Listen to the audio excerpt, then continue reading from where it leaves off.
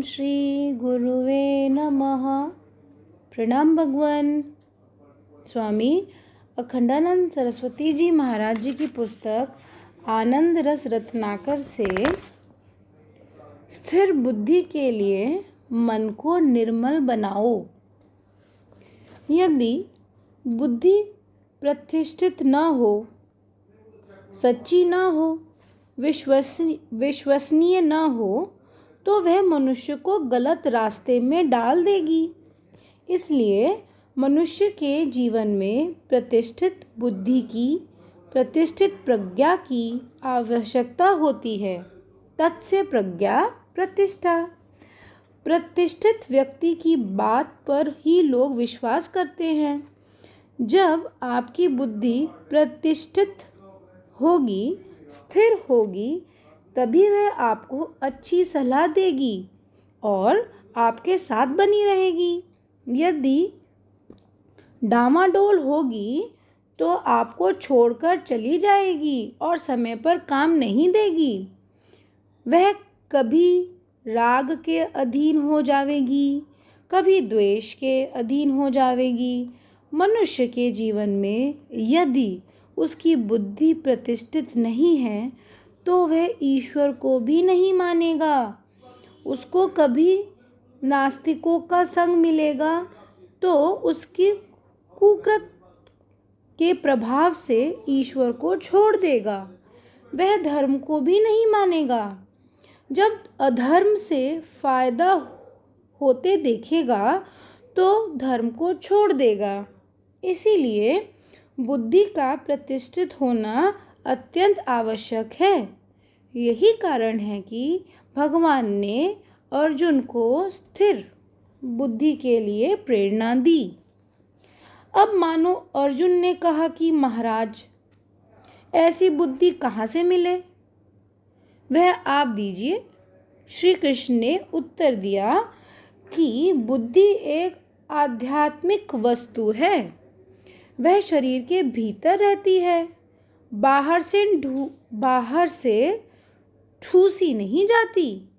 उसको परिनिष्ठित करने का उपाय करो। वह उपाय है मन को प्रसन्न रखना। जो मनुष्य अपने मन को हमेशा प्रसन्न एवं निर्मल रखता है, उसकी बुद्धि परिनिष्ठित होती है।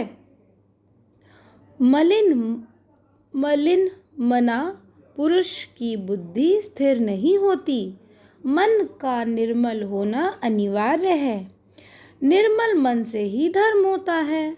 यदि मनुष्य का मन दूषित है तो उसका अच्छे से अच्छा काम भी दूषित हो जाता है। कितनी अच्छी लाइन है।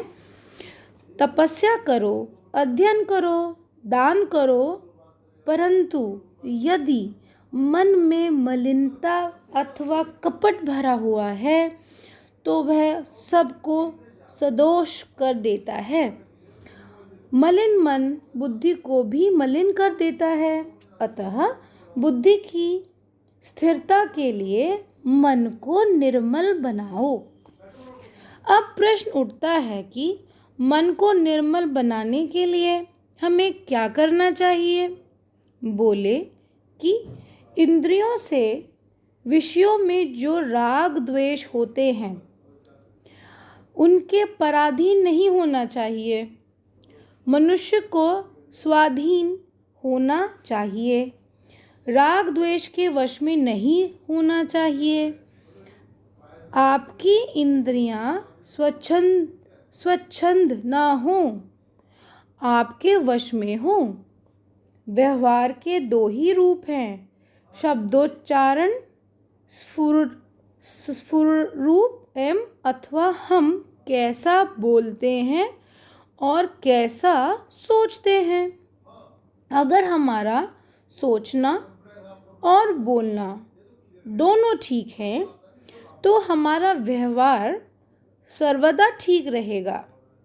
हमारा मन आज्ञाकारी हो। हम दूसरों को तो आज्ञाकारी बनाना चाहते हैं, लेकिन स्वयं हमारा मन आज्ञाकारी नहीं है।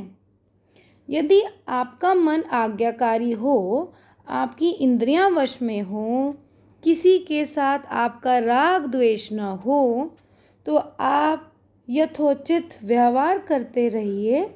आपको प्रसाद अर्थात प्रसन्नता प्राप्त होगी। आपका मन प्रसन्न रहेगा, निर्मल हो जाएगा और मन के प्रसन्न एवं निर्मल होने पर आपको दुनिया का कोई भी दुख छुएगा नहीं। बहुत अच्छा था। प्रणाम भगवान।